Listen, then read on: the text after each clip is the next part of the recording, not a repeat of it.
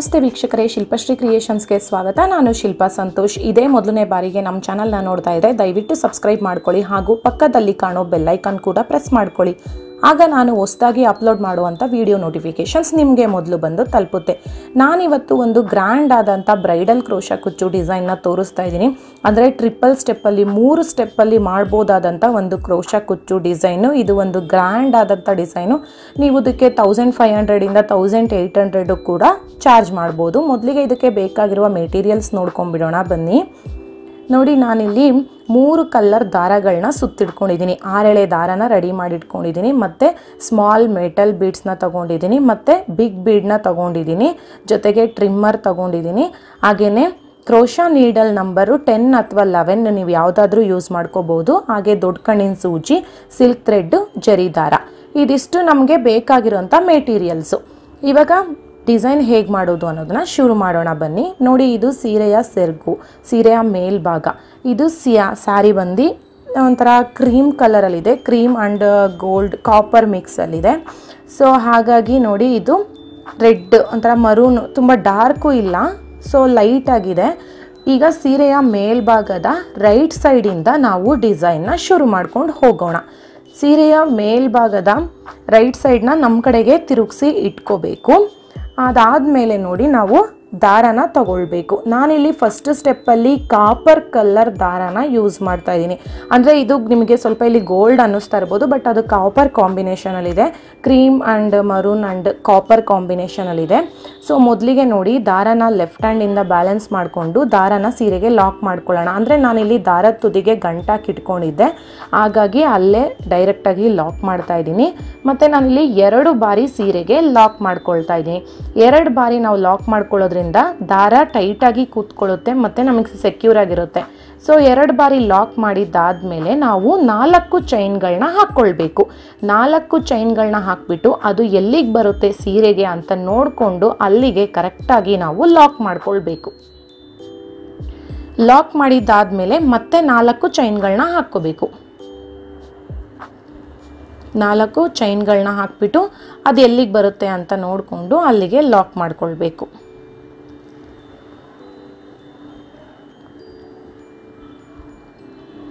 ಮತ್ತೆ ನಾವಿಲ್ಲಿ 4 ಚೈನ್ಗಳನ್ನ ಹಾಕೋಬೇಕು.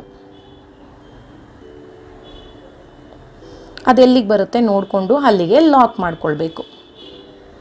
ಸೊ ನಾವಿಲ್ಲಿ 3 ಬಾರಿ 4 ಚೈನ್ ಗ್ಯಾಪ್ನ ಮಾಡ್ಕೊಳ್ಬೇಕು. ನೋಡಿ, ಸ್ಟಾರ್ಟಿಂಗಲ್ಲಿ 3 ಟೈಮ್ಸ್ 4 ಚೈನ್ ಗ್ಯಾಪ್ ಬರಬೇಕು. ಅದಾದಮೇಲೆ ಒಂದು ಬಿಗ್ ಬೀಡನ್ನ ಆ್ಯಡ್ ಮಾಡ್ಕೊಳ್ಳೋಣ. ನೀವು ಬಿಗ್ ಸೈಜ್ದು ಅಂದರೆ ಬಿಗ್ ಬೀಡಲ್ಲಿ ಸ್ವಲ್ಪ ದೊಡ್ಡದು, ಅಂದರೆ ಬಿಗ್ ಬೀಡ್ಸಲ್ಲಿ ಸ್ವಲ್ಪ ಮೀಡಿಯಮ್ ಬಿಗ್ ಬೀಡು ಬರುತ್ತೆ. ಸ್ವಲ್ಪ ದೊಡ್ಡದಾಗಿ ಗ್ರ್ಯಾಂಡಾಗಿ ಕಾಣುವಂಥ ಬೀಡನ್ನ ತಗೊಳ್ಳಿ, ತುಂಬಾ ಚೆನ್ನಾಗಿರುತ್ತೆ ಡಿಸೈನ್ಗೆ. ನೀವು ಬ್ರೈಡಲ್ ಡಿಸೈನ್ ಹಾಕಬೇಕು ಅಂದರೆ ಬಿಗ್ ಬೀಡಲ್ಲಿ ಸ್ವಲ್ಪ ದಪ್ಪ ಜಾಸ್ತಿ ಇರೋವಂಥ ಬೀಡನ್ನ ಯೂಸ್ ಮಾಡಿ. ಅದಾದಮೇಲೆ ಬೀಡನ್ನ ಆ್ಯಡ್ ಮಾಡಿ, ಬೀಡನ್ನ ಲಾಕ್ ಮಾಡಿ, ನಂತರ ಸೀರೆಗೆ ಎಲ್ಲಿಗೆ ಬರುತ್ತೆ ಅಲ್ಲಿಗೆ ಲಾಕ್ ಮಾಡ್ಕೋಬೇಕು. ಲಾಕ್ ಮಾಡ್ಕೊಂಡಿದ್ದಾದಮೇಲೆ ಮತ್ತೆ 4 ಚೈನ್ಗಳನ್ನ ಹಾಕ್ಕೊಳ್ಬೇಕು. ಅದು ಎಲ್ಲಿಗೆ ಬರುತ್ತೆ ಅಂತ ನೋಡಿಕೊಂಡು ಕರೆಕ್ಟಾಗಿ ಅಲ್ಲಿಗೆ ಲಾಕ್ ಮಾಡ್ಕೊಳ್ಬೇಕು. ಸೊ ಇದೇ ರೀತಿಯಾಗಿ ನಾವು ಬೀಡನ್ನ ಆ್ಯಡ್ ಮಾಡಿದ ಮೇಲೆ 5 ಬಾರಿ 4 ಚೈನ್ ಗ್ಯಾಪ್ಗಳನ್ನ ಹಾಕ್ಕೊಳ್ಬೇಕು. ಮತ್ತು ನಾವೀಗ 4 ಚೈನ್ ಗ್ಯಾಪ್ ಹಾಕ್ಕೊಳ್ತೀವಲ್ಲ, ಅದನ್ನು ಎಲ್ಲಿಗೆ ಬರುತ್ತೆ ಅಂತ ನೋಡಿ ಈ ರೀತಿಯಾಗಿ ನೀಟಾಗಿ ನೋಡಿಕೊಂಡು ನೀಡಲ್ನ ಸ್ಟ್ರೈಟ್ ಮಾಡಿಕೊಂಡು ಕರೆಕ್ಟಾಗಿ ಲಾಕ್ ಮಾಡ್ಕೊಳ್ಳಿ. ಅಥವಾ ಒಂದು ಪಾಯಿಂಟ್ ಹಿಂದಕ್ಕೇ ಲಾಕ್ ಮಾಡ್ಕೊಳ್ಳಿ, ಯಾವುದೇ ಪ್ರಾಬ್ಲಮ್ ಇಲ್ಲ.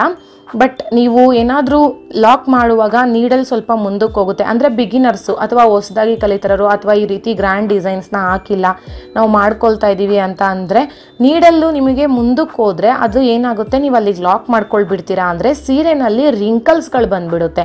ರಿಂಕಲ್ಸ್ ಬಂತು ಅಂತ ಅಂದರೆ ಸೀರೆ ಸ್ವಲ್ಪ ಗುಡ್ಡೆ ಆಗಿಬಿಟ್ಟಿರುತ್ತೆ, ಡಿಸೈನ್ ಕೂಡ ಹಾಳಾಗಿಬಿಡುತ್ತೆ, ಸ್ಯಾರಿ ಕೂಡ ತುಂಡಾಗುತ್ತೆ. ಸೊ ಅದಕ್ಕೋಸ್ಕರ ನೀವು ಕ್ರೋಶಾ ಡಿಸೈನ್ ನೀವೇನು ಈ ಥರ ಮಾಡ್ತೀರಾ ಅದು ಬೇಸ್ ಲೈನ್ನ ತುಂಬಾ ನೀಟಾಗಿ ಹಾಕ್ಕೊಳ್ಳೋದು ತುಂಬಾ ಇಂಪಾರ್ಟೆಂಟು. ರಿಂಕಲ್ಸ್ ಬರ್ದಿರೋ ರೀತಿಯಲ್ಲಿ ಕರೆಕ್ಟಾಗಿ ನೋಡಿ ಮಾಡ್ಕೊಳ್ಳಿ. ನೋಡಿ, ಬೀಡ್ ಆ್ಯಡ್ ಆದಮೇಲೆ ನಾನು 4 ಚೈನ್ ಗ್ಯಾಪು 5 ಟೈಮ್ಸ್ ಮಾಡ್ಕೊಂಡಿದ್ದಾಯಿತು. ಇವಾಗ ಅದೇ ರೀತಿ ನಾವು ಮತ್ತೆ ಒಂದು ಬೀಡನ್ನ ಆ್ಯಡ್ ಮಾಡ್ಕೋಬೇಕು. ಬೀಡನ್ನ ಆ್ಯಡ್ ಮಾಡ್ಕೊಂಡಿದ್ದಾದಮೇಲೆ ಆ ಬೀಡನ್ನ ಲಾಕ್ ಮಾಡಿನೇ ನಾವು ಸೀರೆಗೆ ಲಾಕ್ ಮಾಡ್ಕೊಳ್ಬೇಕು. ಅದು ಕೂಡ ತುಂಬಾ ಇಂಪಾರ್ಟೆಂಟು. ನೀವು ಡೈರೆಕ್ಟಾಗಿ ಲಾಕ್ ಮಾಡೋಕ್ಕೆ ಹೋಗಬೇಡಿ, ಬೀಡನ್ನ ಲಾಕ್ ಮಾಡಿ ಸೀರೆಗೆ ಲಾಕ್ ಮಾಡ್ಕೊಳ್ಳಿ. ಈ ರೀತಿ ಲಾಕ್ ಮಾಡ್ಕೊಳ್ಬೇಕು. ಲಾಕ್ ಮಾಡಿದ್ದಾದಮೇಲೆ ಸೇಮ್ 4 ಚೈನ್ ಗ್ಯಾಪು 5 ಟೈಮ್ಸ್ ಬರಬೇಕು. ನಮಗೆ ಸ್ಟಾರ್ಟಿಂಗು ಮತ್ತು ಎಂಡಿಂಗು 4 ಚೈನ್ ಗ್ಯಾಪು 3 ಟೈಮ್ಸ್ ಬರಬೇಕು. ಬಟ್ ಮಿಡಲಲ್ಲಿ ನಿಮಗೆ 4 ಚೈನ್ ಗ್ಯಾಪು 5 ಟೈಮ್ಸ್ ಬರಬೇಕು. ಅಂದರೆ ಬೀಡ್ ಆ್ಯಡ್ ಆದಮೇಲೆ 4 ಚೈನ್ ಗ್ಯಾಪು 5 ಟೈಮ್ಸ್ ಬರುತ್ತೆ. ಇದೇ ರೀತಿಯಾಗಿ ನಾವು ಸಾರಿ ಪೂರ್ತಿ ಮಾಡ್ಕೊಳ್ಬೇಕು. ಮತ್ತು ರಿಂಕಲ್ಸ್ ಬರ್ದಿರೋ ರೀತಿಯಲ್ಲಿ ನೀಟಾಗಿ ಫಿನಿಶಿಂಗ್ ಮಾಡ್ಕೊಳ್ಬೇಕು.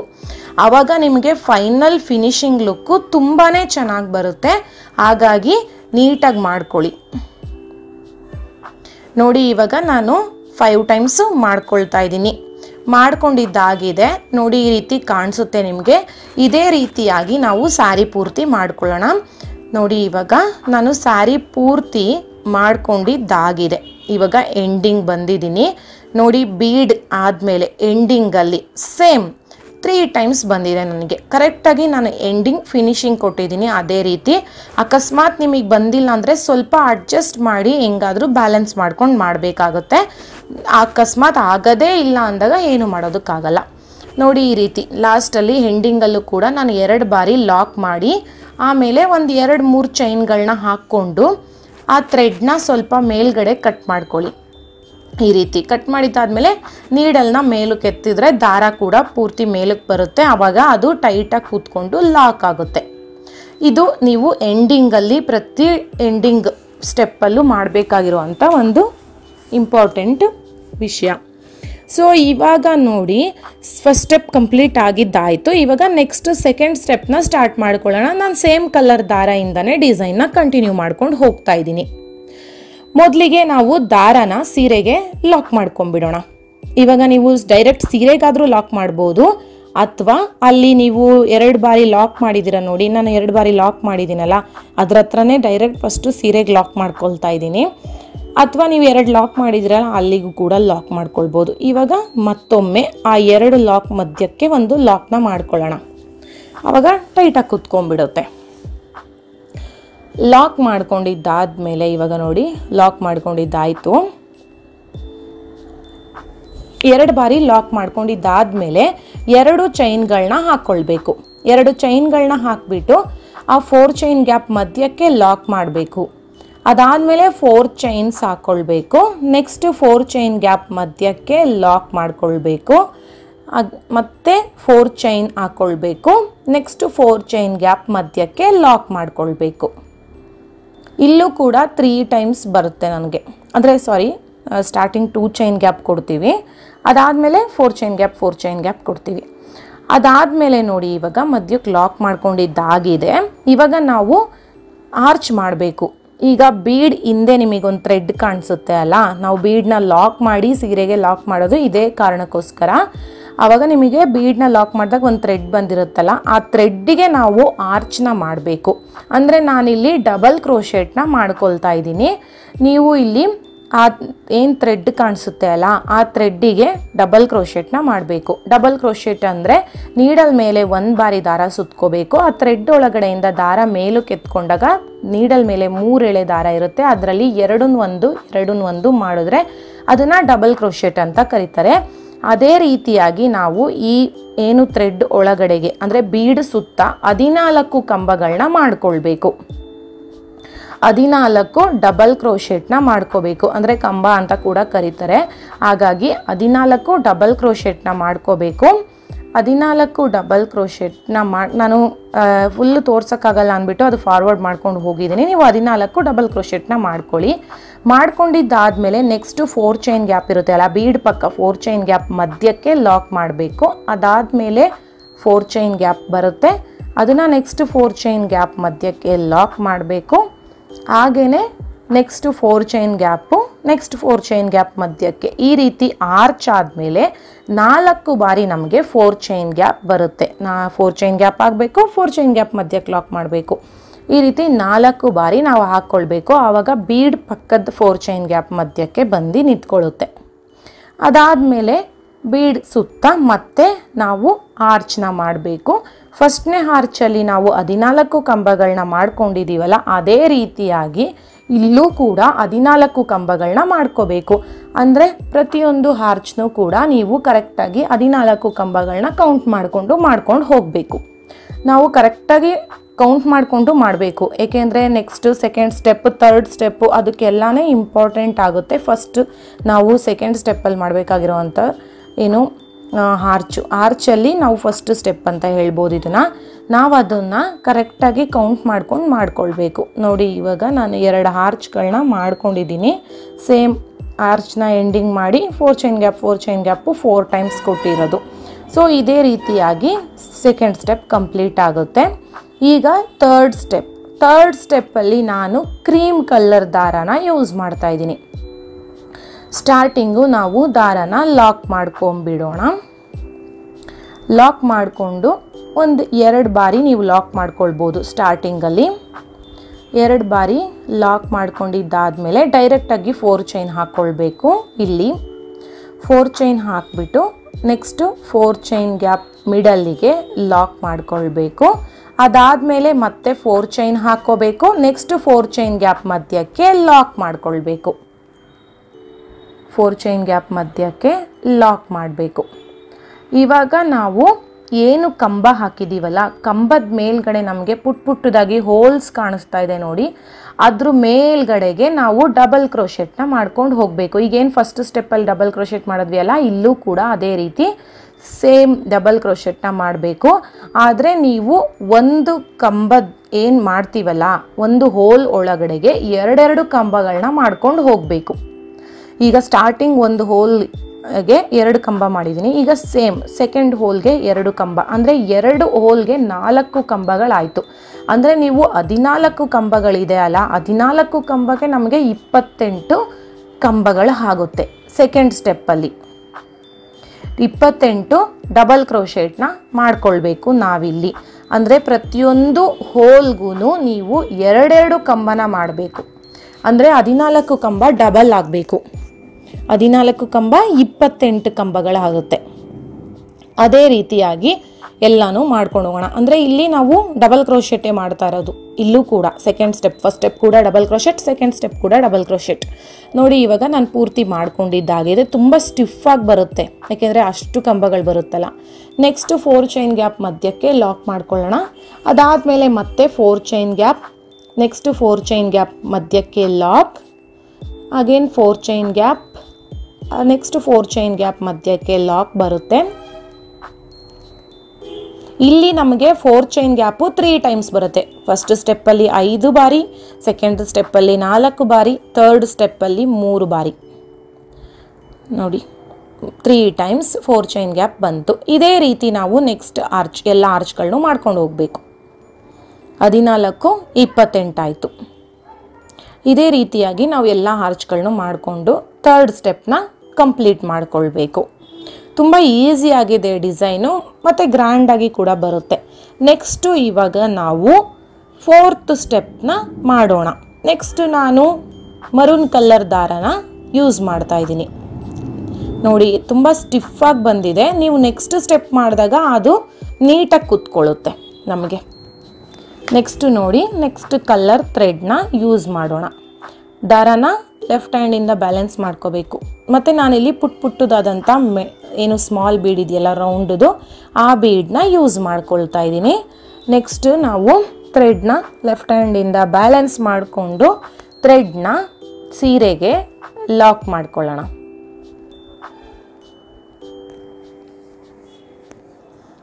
ಎಲ್ಲ ಸ್ಟೆಪ್ಪು ರೈಟ್ ಸೈಡಿಂದನೇ ಸ್ಟಾರ್ಟ್ ಆಗುತ್ತೆ. ಇವಾಗ ಥ್ರೆಡ್ನ ನಾವು ಲಾಕ್ ಮಾಡ್ಕೊಳ್ಳೋಣ. ಸ್ಟಾರ್ಟಿಂಗು ಏನು ನಮಗಲ್ಲಿ ಲಾಕ್ಗಳಿರುತ್ತೆ ಅಲ್ಲ, ಸ್ಟಾರ್ಟಿಂಗು ಸ್ಟೆಪ್ ಬೈ ಸ್ಟೆಪ್ ಮೇಲ್ಗಡೆ ಲಾಕ್ಗಳಾಗ್ತಾ ಹೋಗುತ್ತಲ್ಲ, ಅಲ್ಲಿ ಲಾಕ್ ಮಾಡ್ಕೊಂಡು ಹೋಗಬೇಕು ನಾವು.